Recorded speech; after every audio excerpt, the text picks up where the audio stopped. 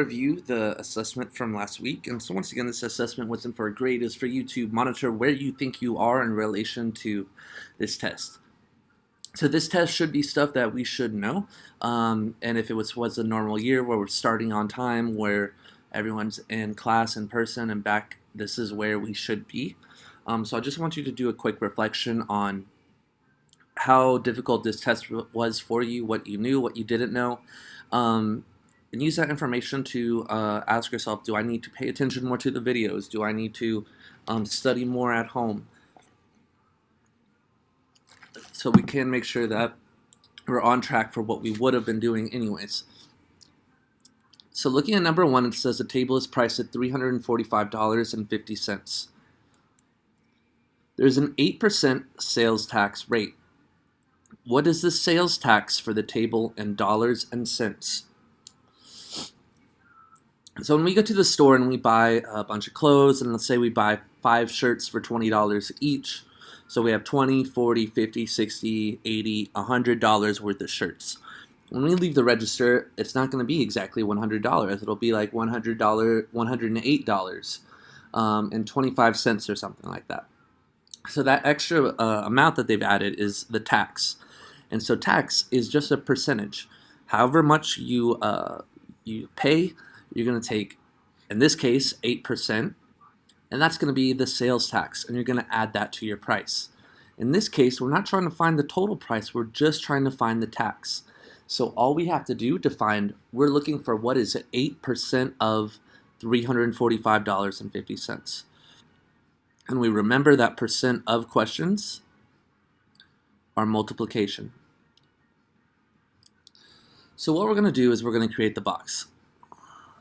So since we have 1, 2, 3, 4, 5 digits here, our box needs to have 5 spaces times 2 spaces.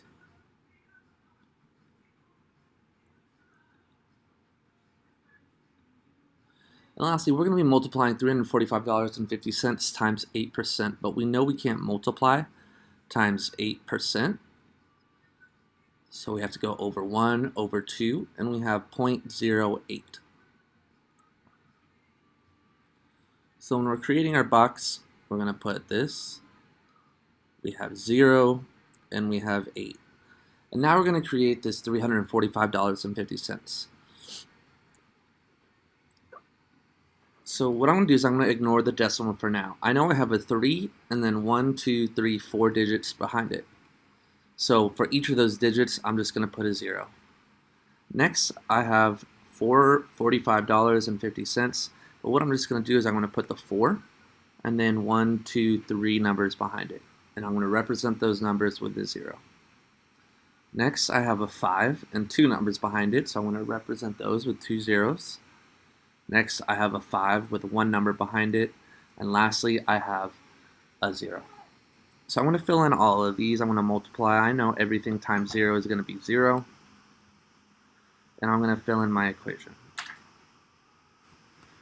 8 times 3 is 24 with 1, 2, 3, 4 zeros. 8 times 4 is 32 with 1, 2, 3 zeros. 8 times 5 will give us 40 with 1, 2 extra zeros. And 8 times 5 will give us 40 with 1 extra 0. So next we're going to take all these values and add them up.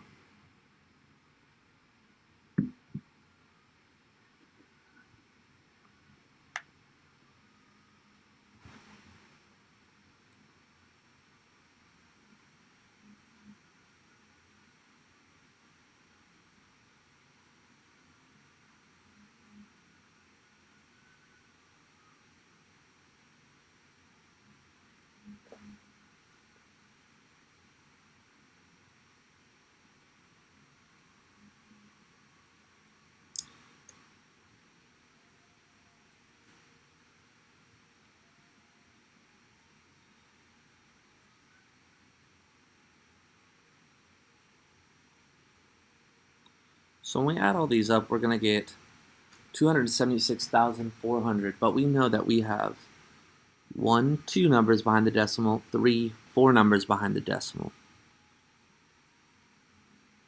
So really we're going to have 27.64.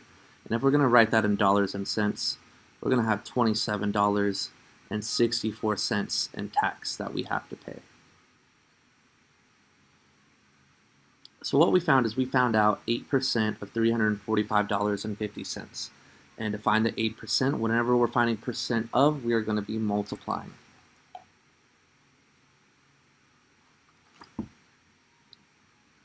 So now we're going to move on to number 2. What is the value of x in this equation? So the first thing we do every time we have a new problem is we need to ask ourselves, what is the problem asking us to do? So in problem 1, it was asking us to find what is 8% of $345.50. Number 2, I don't see any percent instructions, but what I do see is it's telling us to find out what is the value of x. So I know I have to get x all by itself. That means I have to get rid of this 4 and I have to get rid of this 6. The first thing I know I'm going to do is I'm going to get rid of the one that is not squished with the x first. And the way I'm going to do that, so the 4 is squished, so the 6 is not squished. So I'm going to get rid of that 6 first. And the way I'm going to do that is I'm going to subtract 6 from each side. Alright, so what that's going to give me is 4x equals negative 68. At this point, a lot of you guys ended up making the mistake of going down to negative 52. But what we have to remember is what we're really doing is negative 62 minus a positive 6. All right, and we don't really want to be doing subtraction problems, so what we're going to do is we're going to take negative 62 and we're going to change it to adding negative 6. So when we add a negative plus a negative, we're going to add them together and keep the sign. So 62 plus 6 is 68. And the sign that we're keeping is a negative. So we have 4x equals a negative 68. Now our next step is going to be, we're going to get rid of this 4. We have to unsquish it. So the way we unsquish this 4 is by dividing.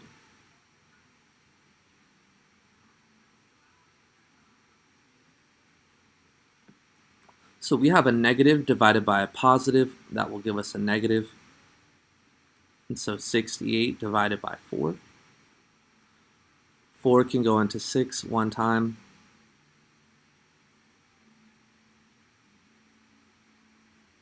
4 can go into 28 7 times.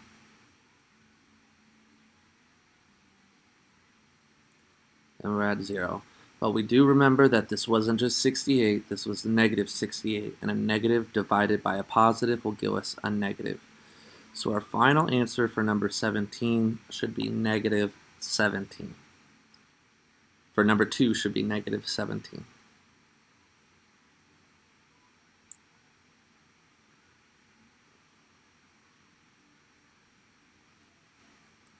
Number 3, Jamie wants to buy a catcher's glove regularly priced at $60. The glove is on sale for 20% off of the regular price.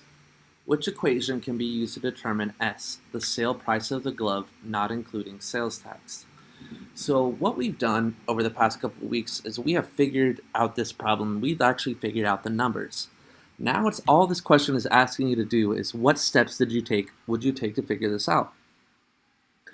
So what we know is that the glove is $60 and it's on sale for 20% off.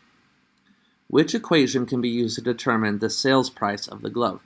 So the question is asking for the sales price. So it's not asking for how much was taken off, it's asking for how much is left to pay. So what are we trying to find? Are we trying to find that 20%? Or are we trying to find the 80% that is left to pay? So are we trying to find the 20% that got taken off, or the 80% that we have left to pay? What we're trying to find is that 80% that we have left to pay. It's not asking how much was taken off, it's asking what is the sales price, or what is the new price. And the way we're going to do that is like this. So we know that if we do, I'm going to start, so basically we're finding percent of questions. It should never just be plus a plus. That's not what we're going to do. It's not going to, if we're going to a sale and the shirt says, or the sale for the shirt says 20% off, we wouldn't be adding 20 cents to it.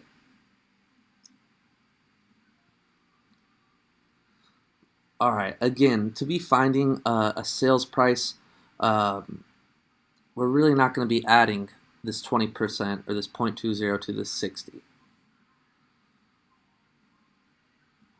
All right, what we're going to be doing is we're going to be doing answer choice A. So if it starts at $60, that's how much it costs, and we're going to take off 20% of it, that's happening right here. 60 times 0.20 is what they're doing for 60 times 20%. All right, and that 20% is how much money got taken off. So to find out how much money is left, what they did was they found out how much was taken off and they subtracted it. They took it off. And that's going to be how much money is left for them to pay. Answer choice C is just finding what is 20% of $60. This is just finding out how much the sale would have been. And if it was asking what is the price or how much money got taken off, this would be the answer, but it's asking for the sales price. We have to find out how much is still left for us to pay. So we're going to take off that 20%, and then what is left is going to be the other 80% that we have to pay. Number 5. Miss Alvarez paid $28.50 for a flower arrangement she ordered. She paid a fee of $10.50 for delivery plus $1.50 per flower. Which equation can be used to find F, the number of flowers and the arrangement she had delivered? So what we're going to think back on this problem is we're going to think back on the word each. We know that each in the information is going to be multiplication. We know that each in the question will more than likely be division. But not all the time we're going to have each. We're going to learn new words that are going to be, that represent each. So some new words are going to be every, per, and times. So these words are all saying the same thing as each. They're all mostly going to be multiplication, but if they're in the question, we can interpret them as division. So what we're doing is we're going to look at this question, we're going to look at this word problem and try to find out which one of these formulas, which one of these equations will make it. But the important part is we have to know what each is going with. So Miss Alvarez paid $28.50 for a flower arrangement she ordered. So this is the total amount that she paid. And they expect you to know that. And so we see answer choice A, B, C, and D are all ending with $28.50 because we know that that's the total amount she paid. So now we're going to get to the next piece. She paid a fee of $10.50 for delivery plus $1.50 per flower. So first off, we see this word per. And this word per is one of the words we're talking about that we can replace each with. So she paid a fee of $10.50 for the delivery plus $1.50 for each flower. So we know that the per or that each word is going to be with $1.50. We don't have per or each with $10.50. So what this is saying, since per is with $1.50, that's saying that this number is the number that's going to be multiplied. And the way we're going to show multiplication is we squish two things together. So for instance, if I had this equation at the bottom, this would be saying 3 times 2. They're squished together, and that means we're multiplying them. So what we're looking for is we don't know how many flowers there are, but we're going to represent the amount of flowers with F. So we're looking for 150 times the flowers, or $1.50 times the flowers. So if I look at answer choice C and D, right here I can see that I have the 10.5 and the F squished together, but I need the 1.5 squished with the F. So C and D are going to be incorrect. And lastly, it says we're plus. We are plussing this feet. All right. So what we're going to do is we're going to add in that $10.50. So each flower is going to cost her $1.50, and that we're going to multiply that by how many flowers she pays. And we can tell in the problem because it says per, and per is a word that tells us each, or multiplication.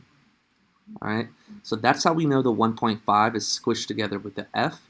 And also it's telling us to plus this $10.50, so we know that it's not going to be subtraction for our answer choice A.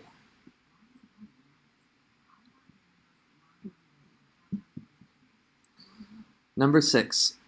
In science class, Antonio and Anna were measuring the approximate speed of a marble as it exits from an 8-foot-long ramp. They discovered that it took 2.1 seconds for the marble to travel 12.5 feet from the end of the ramp. If r equals d divided by t, where d is the distance in feet and t is the time in seconds, how fast was the marble traveling? So this is going to look like a bunch of numbers and we're not sure what to do, but all we have to do is follow this instructions. So it's going to give us r equals d over t. And it tells us right here that d is the distance. So I'm going to ask myself, well, which one of these stands for distance? Do we measure distance in feet or do we measure distance in seconds? So if I want to measure how tall I am, I'm not going to say that I'm however many seconds tall. I would be how many feet tall. So I know that I'm measuring distance with feet. And also it's going to tell me I'm measuring distance with feet right here. So on top I need to put my distance. And is my distance going to be 2.1 seconds or 12.5 feet? It's going to be 12.5 feet. On the bottom, I'm going to have my time, which I measure in seconds. That's going to be 2.1 seconds. So all I'm doing really is 12.5 divided by 2.1. And I'm going to set that up as a division problem.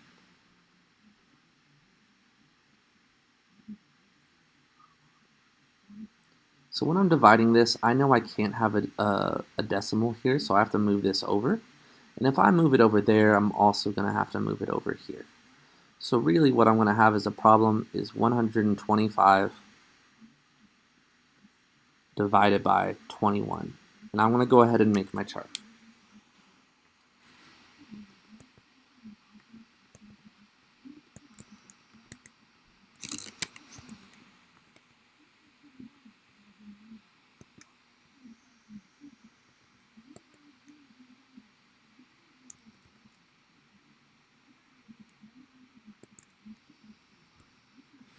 So I've made my chart, and first I want to look for how many times 21 can go into 1, which is 0 times.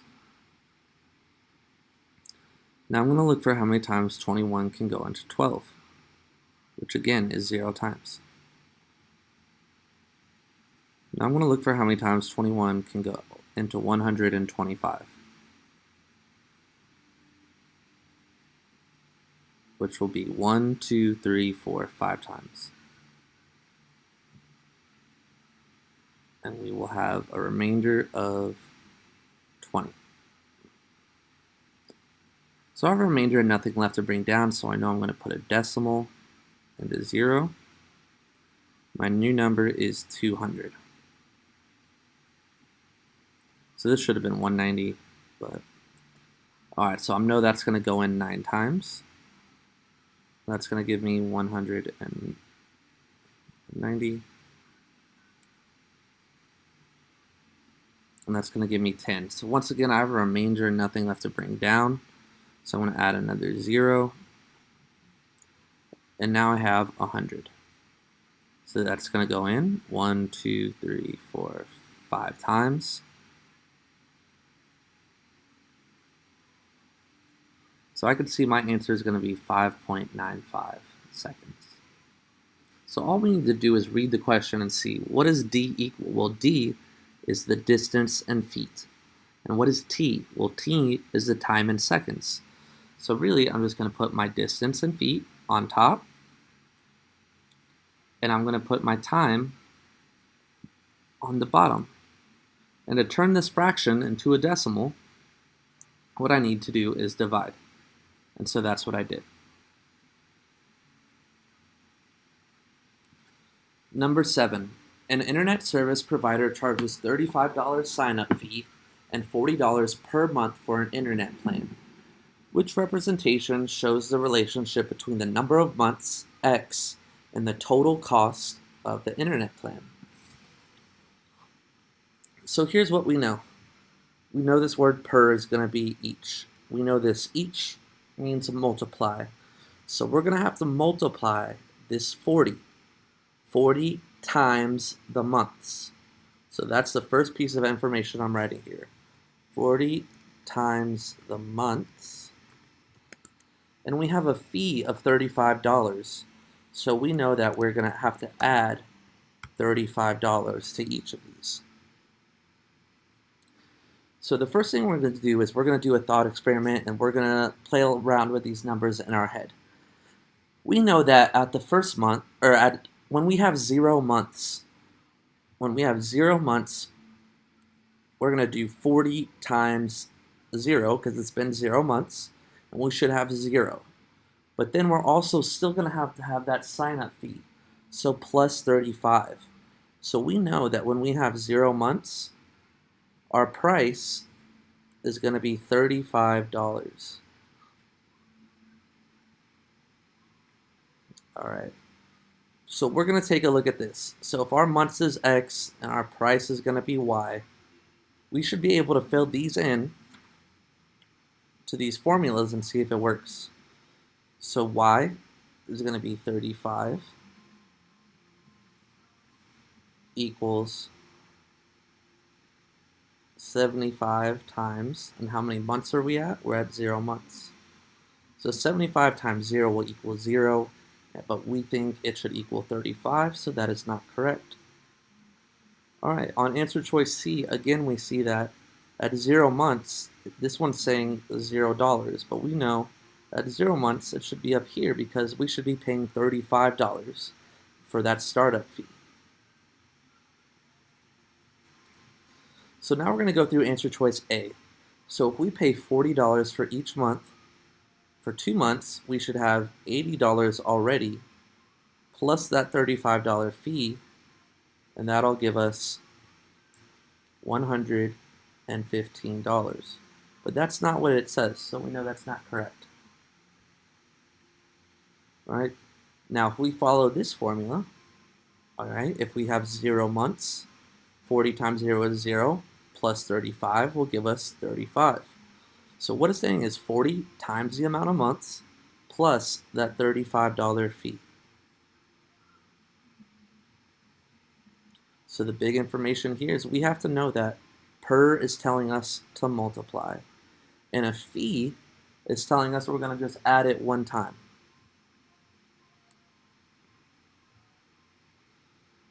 Number 8. Last week, Ralph's gerbil drank 20 milliliters of water. This week, he drank 16 milliliters of water. By what percent did the gerbil's intake of water decrease? So we're looking for how much it decreased. And the first thing we need to know is decrease means to go down. Now, once again, I will say this again. A student just starting 7th grade is immediately going to pick answer choice of G, even though it's not correct, because they're going to think that it's asking how much did it decrease. And we know that 20 minus 16 will give us 4. But this 20 minus 16 is talking about milliliters. 4 milliliters. But 4 milliliters is not the same as 4%. Those are talking about two different things, so that's not going to be the correct answer. Now, what we have to ask ourselves is what we're going to find out. Are we trying to make sure we get 16, which is how much water is left for him to drink? Or are we trying to find out 4, how much it went down by? Well, we're going to look at the question. By what percent did the gerbil's intake of water decrease? Well, it went from 20 to 16. So did it decrease by 16? No, it only decreased. It only went down by 4. And so we're looking for the percent that will give us 4. So once again, percent of questions are going to be multiplication. So we're going to take our original, which is going to be our 20 milliliters of water, and we're going to multiply it by all of these answer choices. So answer choice A is going to be 25.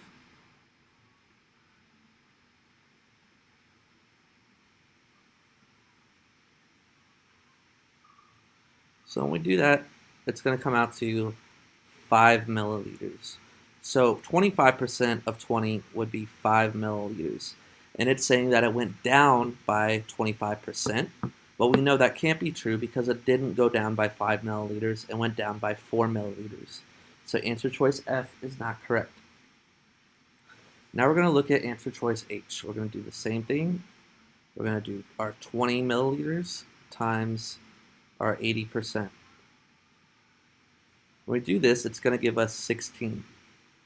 Now 16, people might choose it because that's the other number in this formula or this question, but that's how much is left. That's not how much it went down by. So that's not correct. Lastly, when we do 20% of 20, we do 20 times 20 with some numbers behind the decimal. We're going to end up getting 400. Two numbers behind the decimal, we're going to have 4. And 4 is how much it was decreased by. So it got decreased by 20%, which is 4 milliliters.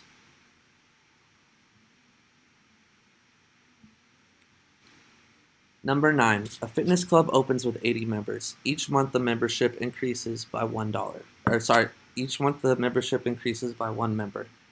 Which equation represents the relationship between the number of months the club has been opened and the total fitness membership? Number 10. The table shows a relationship between x and y. What is the constant of proportionality, or k, which relates y to the variable x? So to find the constant of proportionality, or k, we have a very simple formula. We're going to take y and divide it by x. So we could take any of our y's, we could take any of our x's, but if we take the first one, we have to take the first one. If we take the second one, third one, fourth one. What we need to know is that y is on top. And that's the point of this problem, is they're there to trick us, and it has y on the bottom. So we know we're actually going to have to adjust it. So I'm going to pick the second one, 1.5. And 1.5 is the y. So I need to make sure I put that on the top, even though it's on the bottom in the table, over x, and the x that goes with that is 2. So I have my division problem, 1.5 divided by 2. 2 can't go into 1, so I know I'm going to have 0.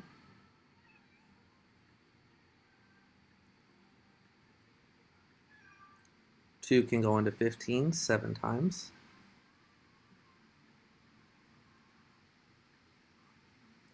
And I have a remainder but nothing left to bring down, so I'm going to add a 0. And I have 10. 2 can go into 10 5 times. So I know my constant of proportionality, or my k, is going to equal 0.75. And if I divided any of these, if I divided 1.05 divided by 1.4, or 2.4 divided by 3.2, or 12.75 divided by 17, it would come out to the same thing each time. Now the problem is I don't see that answer choice anywhere on here.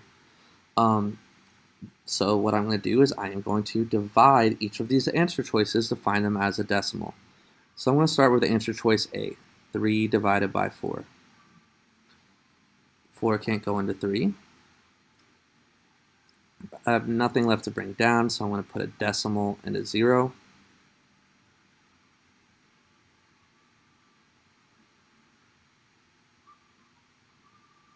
Four can go into 30 7 times. I have a remainder again, but nothing left to bring down. 4 can go into 20 5 times, and again I'm going to see I get 0.75. So I know that 3/4 is the same as 0.75, which is my constant of proportionality. So the answer is answer choice F. But the big thing you need to know for this problem is to find proportionality. You take y and divide it by x. Number 11 is just something we should have memorized by now. Should be answer choice C. All right, each one of these is going to be inside of another one. All right, there shouldn't be any next to each other like this, and they shouldn't be in a list. They should be inside of each other.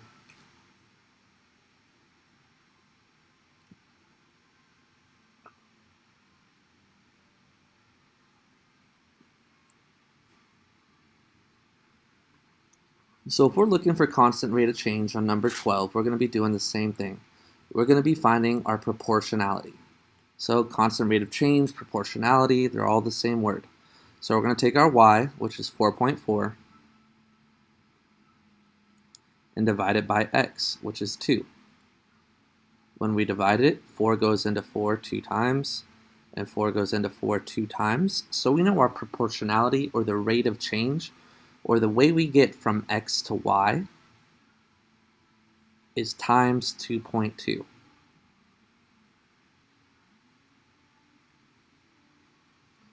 Two times 2.2 is 4.4. 3 times 2.2 is 6.6. 4.5 times 2.2 should give us about 9.9, and so on and so on. So we're going to find that. First off, I know it's not adding or subtracting because constant of proportionality, or rate of change, is always going to be multiplication and division. So now we're going to find out which one of these is true. Y equals 2.2 times x. So I'm going to replace these numbers. My first y is 4.4 equals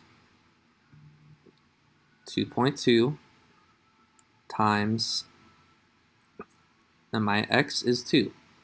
And that works. Now when I look at answer choice G, I'm going to do my first y, which is 4.4,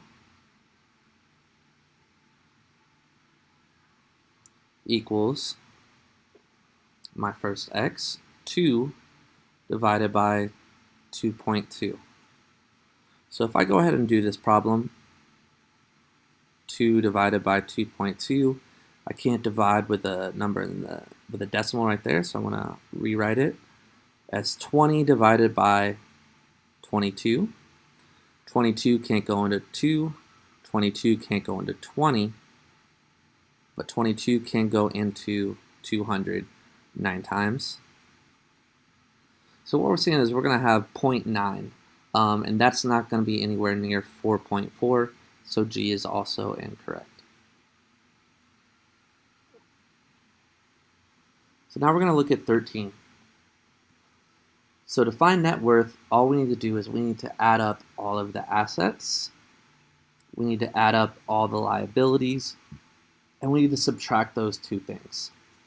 So if we're going to add up the assets, we have 120,000 plus 75,000 plus 4,500. It's going to be 195,000, 199,500. And we're going to subtract all of the liabilities, all the things that cost us money. So 117,000, 122,500.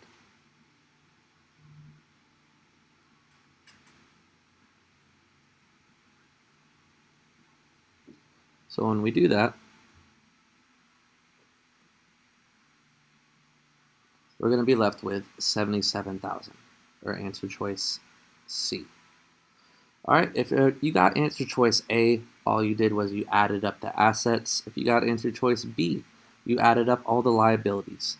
If you got answer choice D, you added both of these up like you're supposed to, but then you added them. But to find net worth, we have to make sure that we take all of our assets, take all of our liabilities, and subtract them.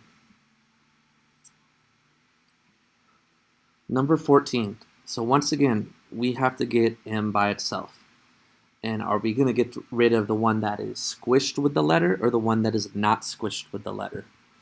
The one we're going to get rid of is the one that is not squished with the letter. So what we're going to do is we're going to get rid of 165 first from each side. So we have 495 equals 165 plus 55m. So the 55 is squished with the letter, so I'm not getting rid of that first. I'm getting rid of 165. And when I do that, I have to make sure I do it to both sides. So I'm going to be left with 55m on this side is equal to 330.